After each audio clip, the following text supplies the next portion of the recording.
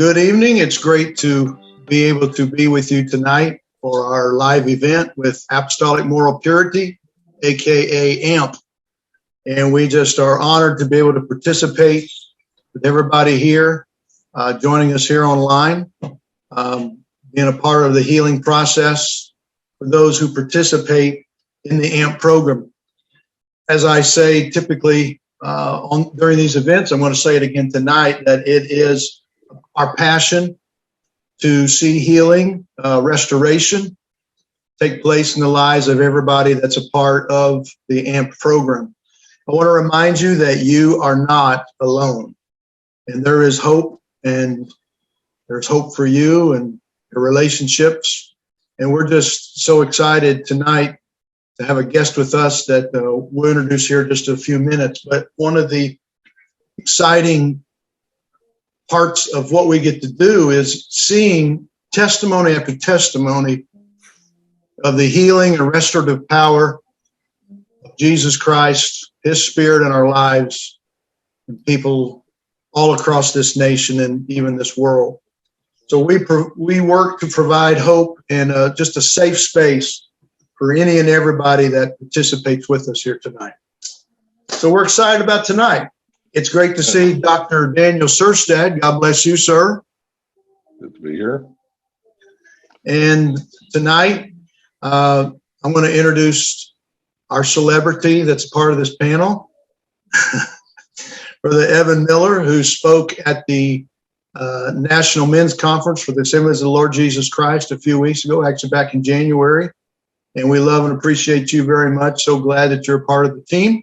God bless you tonight, Brother Evan. Thank you, Brother Tracy, and wow, it's my privilege and honor to be a part of this team, and I really honestly believe God is doing and is going to do great things through the passion that He has put in our hearts to minister to men, to families, just in a lot of different directions.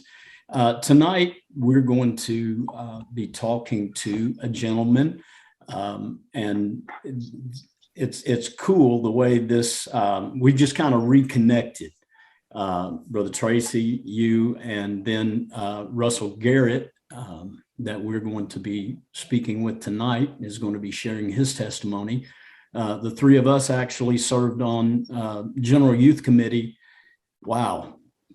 I probably don't need to say how many years ago, but a long time ago. And it's great to be reconnecting with you guys. And I think it's just, that's a powerful asset as well, that we can connect and be able to help others.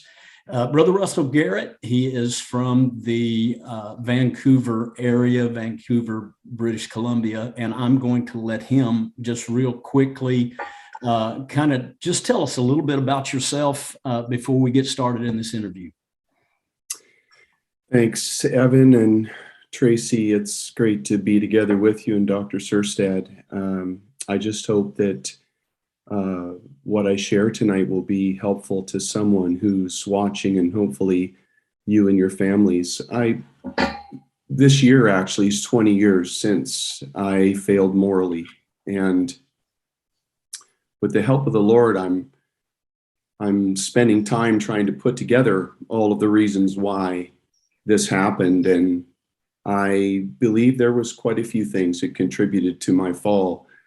And it might be helpful for you if I give you a little bit of context. So I'm going to take a moment to do that. So due to the economy and the financial struggles that came to our home, we, to our surprise, were laid off from our full-time ministry job at our church, and it left us quite raw, and we were trying to keep our heads up.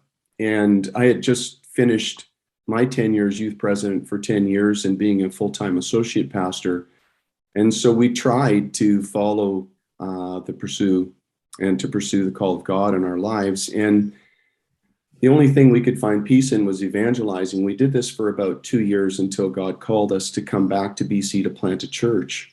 And we had been involved with church planting before. It was a passion of ours. And so we just dove in with both feet. And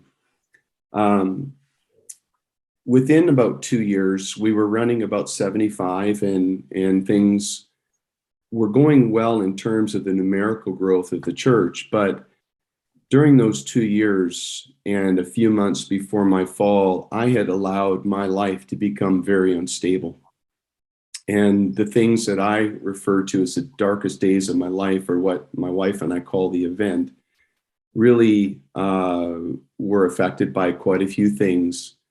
I was working too hard, worked many long hours in my secular job, and I tried to take pressure off of our church financially, and I was really playing God when I should have been trusting God. I should have went full time by faith, probably right about that time. And I was also holding too many offices within our district. I was a presbyter. I was involved with our Bible school and our camp and just so many different things. And I was really overwhelmed with stress. And there came a point where I was burning out, and I really wanted out from under the pressure of it. And at the same time, forgive me if I'm emotional from time to time, because Okay. is still raw for me, and I hope it never isn't, really. I stopped maintaining my devotions, and I stopped fasting. The only time I went to the Word was to prepare messages, and my marriage started to struggle because our communication was terrible. And Leanne and I both came from broken homes, 3 actually broken marriages on each side, and we were really ill-equipped on how to handle our problems, and we weren't processing things properly. And our stress in our relationship because of work and the church and everything was really unmanageable. And to my shame, I wasn't emotionally available for her, which created more issues for us. And pride and shame really was pretty prevalent for me at the time. And I didn't realize as much then, but I certainly can see it now. And I tried to put on a brave face, and I'd lost my mentor a couple of years before that and never replaced him. And it left me with no accountability and support. And I bought into this deception that talking to someone would allow my pain to become public. But it was a deception. Right about the same time, our general manager at the company that I was consulting for was my father's business, and we caught him stealing, and it just put the whole company into a tailspin. We ended up in a legal battle, and my father asked me to serve as general manager, and I just kept taking on more and more until finally we went to Nashville, Tennessee, actually for a trade show to try one last attempt to rescue this business. And my wife's intuitions were working really well, and she begged me not to go, but I just disregarded what she was saying, and I went. And while out for dinner the last night of the show, really things hadn't gone as we hoped. Our team was really 3 men and my sales manager, a female, and they all danced with her that night. There was a live band and a dance floor where we went for dinner. And she kept asking me to dance with her, and I kept saying no. And then finally I said yes. And I crossed that boundary, and at the same time felt absolutely condemned and guilt. I was ridden with guilt, and nothing was accomplished. The business was hemorrhaging, and long story short, the business fell apart. I reached out to a neighboring pastor to try to talk to somebody.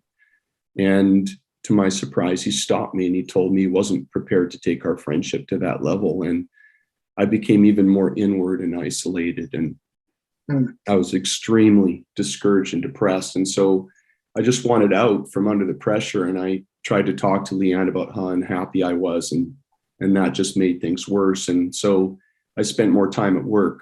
And that meant I spent more time with my sales manager, the lady I had danced with. And I started to have an emotional connection with her. And one night when I came home late, we'd had a student working in my office who was doing some nursing research, and there were some links left up on my computer. And one of them was about nurses' uniforms. And I saw a link to pornography there, and I clicked on it. And it led to a few weeks of me viewing pornography. And again, it just added to the weight of my guilt and shame. And a couple of weeks later, Leanne and I had a terrible conflict, and I left very angry, went to go over to my father's house. But when I called him, he was out for dinner with my sales manager, and they were trying to talk about the business and see if they could save it. And when I got there, I burst into tears and disclosed that I felt like my marriage was falling apart and I wasn't coping. And I ordered a beverage with alcohol, trying to dull my pain. That night, my sales manager didn't have her car. I guess my father had picked her up and I didn't realize, and she asked for a ride home, and I said yes. And when we got to her home, I went to, say goodnight and let her out of the car, and she came over the console into my lap and asked me if it was okay. And I said yes. And when I should have said no, I said yes. And I can tell you, I regret that moment. And that's an understatement. And I fight with the shame of it from time to time. And after that, I was completely devastated. Was in a tailspin. And I was worried about, of course, my reputation, my marriage, my role as a father, my relationship with my dad, my job, my ministry, everything. And so I was afraid for the little church that we had and didn't know what to do. I was trying to think of how I could extract myself and not destroy everything. And so I drafted a resignation letter and sent it into my superintendent, and then I left town. And when I came back a few days later, I called Leanne and told her that I wasn't coming back home, and I picked up some things. And over the next couple of weeks, I suffered a pretty severe emotional breakdown and lost a lot of weight and even considered taking my life. And I was very broken.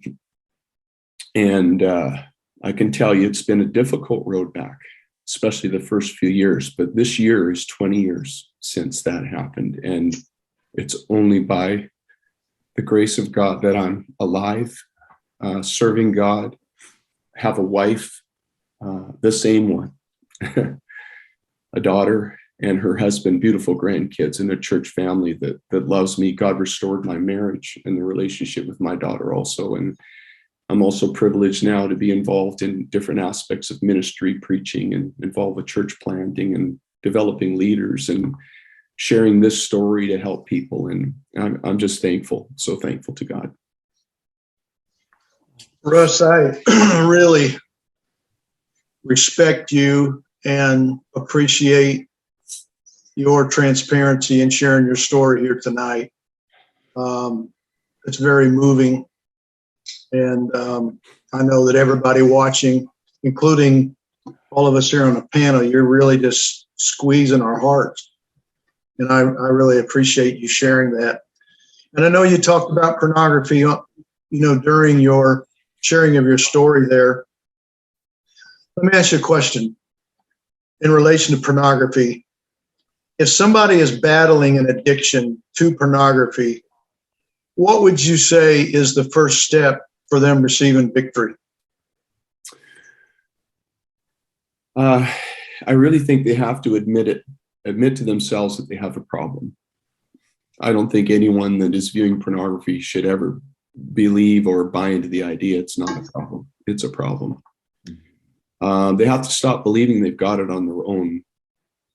And they need to admit to someone else in their lives that they're struggling with it so that they can get some help. And I think this is good for both confession and also to have an ally, an accountability person to help defeat it in their lives.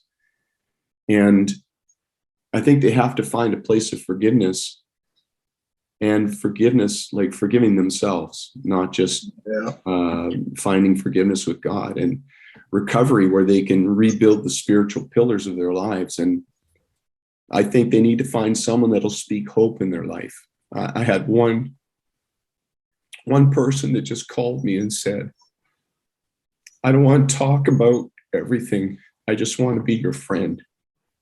I believe in Russell Garrett, is what he told me. He said, I just want to go for coffee and see if you're okay.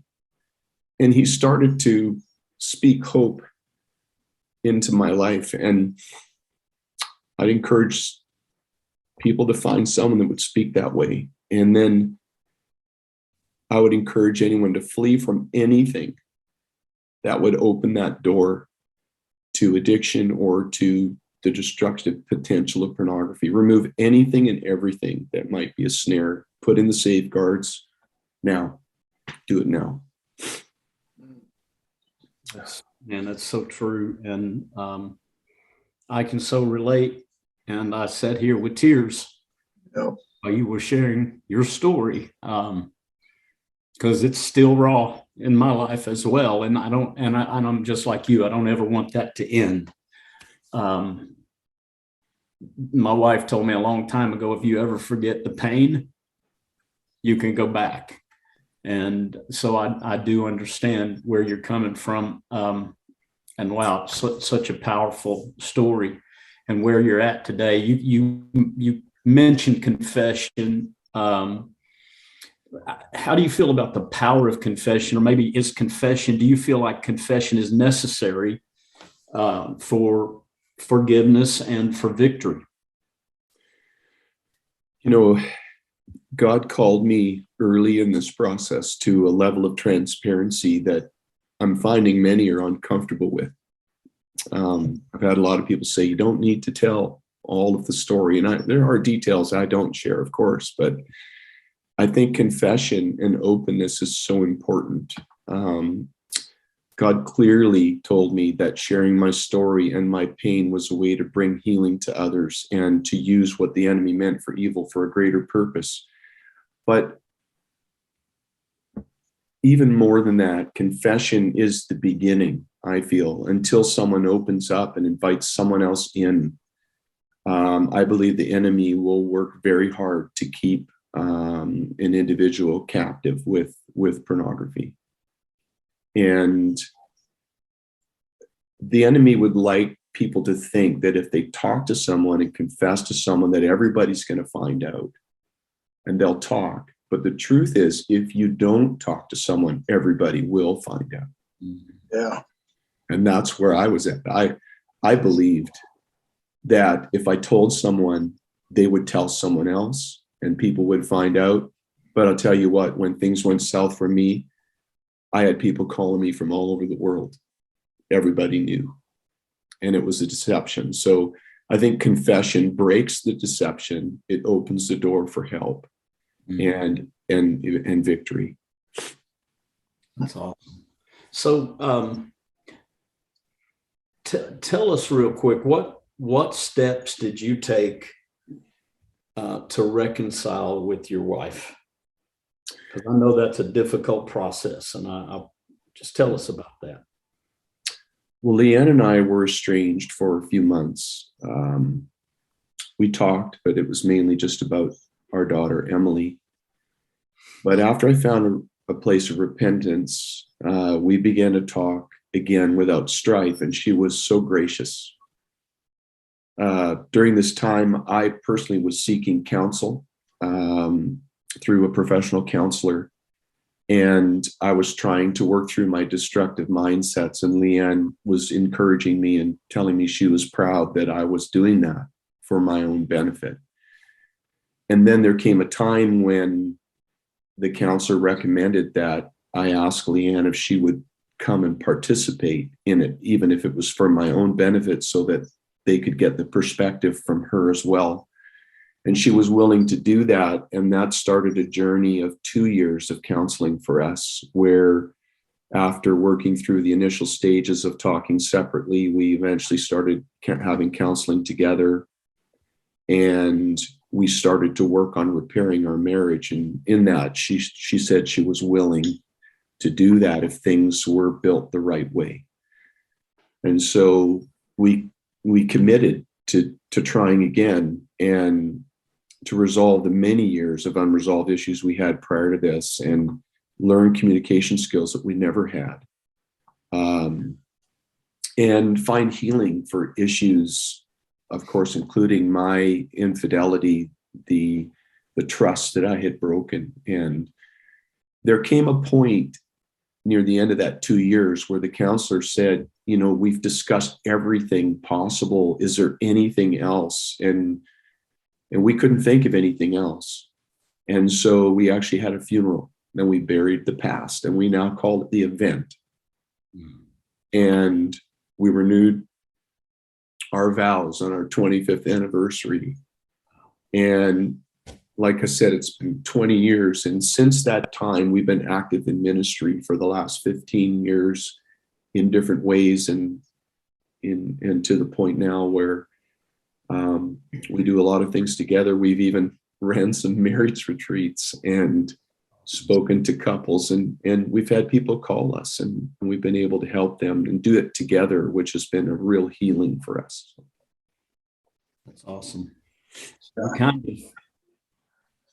the next question, I guess, that I and you kind of covered rebuilding trust, and I know it took a while for that to take place, but maybe some steps. And I know the reconciliation with your wife, but I think even reconciling, I know in my wife and my situation, it seemed like the reconciling happened. We reconciled a lot of differences and were together, but there was a lot of distrust for a lot longer. Yeah. So how did you rebuild trust? Yeah, I had to rebuild trust with my wife, my daughter, the body of Christ, really, people that knew me. And I think something that people don't think of is I had to rebuild it with myself. Transparency about the many issues that contributed to my moral failure became very important, because that helped build trust. Accountability in my life. I got people in my life that Leanne was comfortable with, and we both trusted them, and she knew that they had restoration in their mind, and that they would hold me accountable and ask me the right questions about my life and what I was viewing and what I was doing. And getting help, someone to talk to. And practically speaking, putting content blocking. I use software called Covenant Eyes, and have accountability with what I'm viewing. And I have open access to my wife and to my accountability partner. They can look at any time and see what I'm doing. And I told Leanne, I said, you can ask me anything, anytime. And it takes time, but God has helped us to do that. And Leanne has told me in her own words that she trusts me. And but I want to just capture this. I really needed to do it for me too, because I needed to know that I could be faced with similar situations and say no and get past that, because internally I had said yes when I should have said no, and that was a real compromise very deeply in me that I needed to make sure would not be repeated. And I've worked hard at that, and that's a lot of very sincere and open conversations with God and with Leanne to make sure that there's nothing hidden and that I'm open and moving past that. So on this foundation now, I feel like I can have confidence with God. So I needed that. I know right now that you, actually not just you, Russ, but you and Evan both are really touching a lot of people right this minute. I want to ask you one more question, Russ. Knowing what you know now, I know this may seem kind of broad, but what would you do differently? I think the first thing is I never want to allow my prayer life or my time in the Word to be reduced to a formality instead of the fervency that it deserves.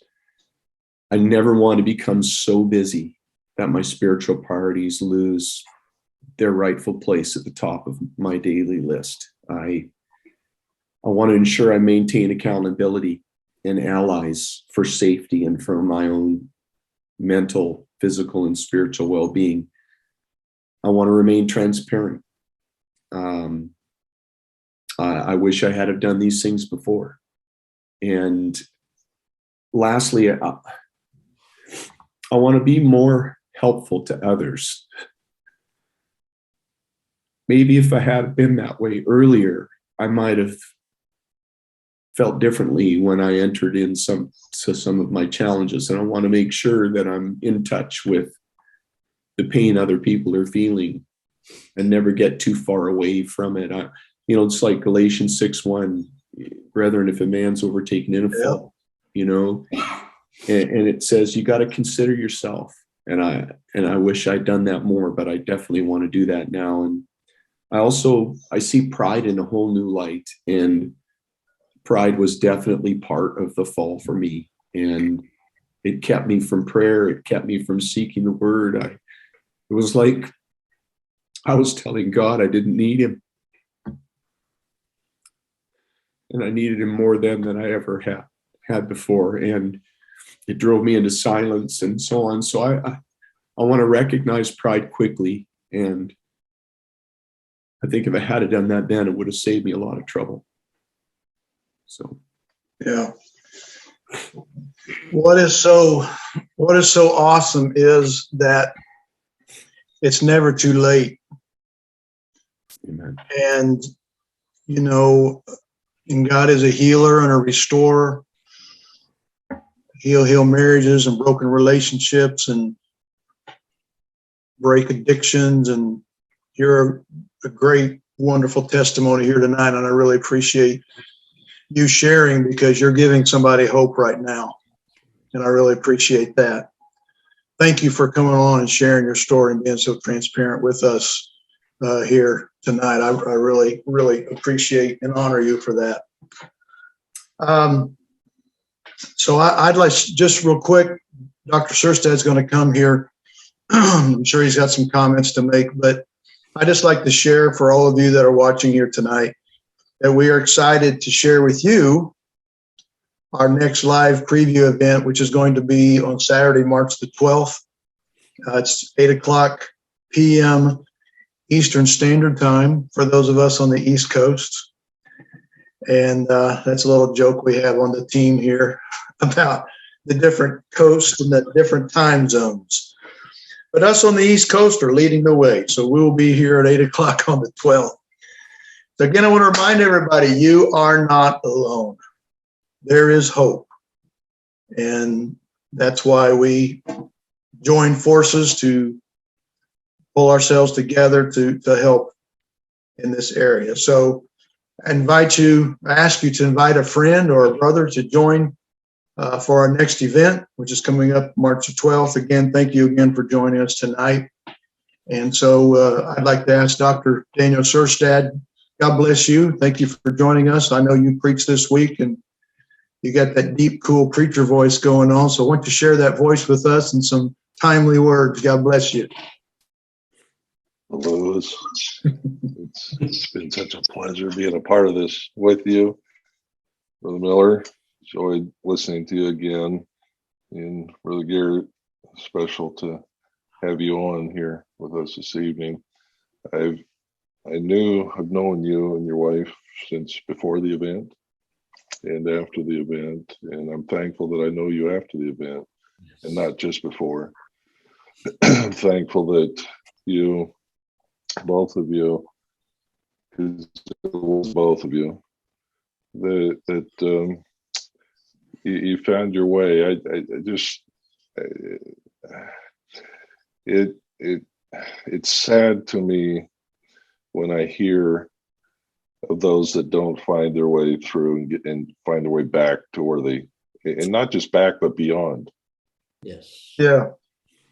And so I do have a question for you, if it's okay. This isn't scripted, but what would you say? We've got a couple more minutes here. What would you say, Brother Garrett, to the man that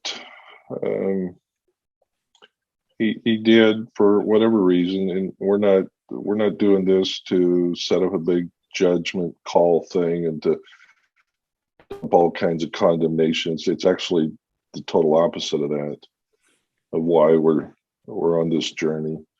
But what would you say to the man that blew it one time,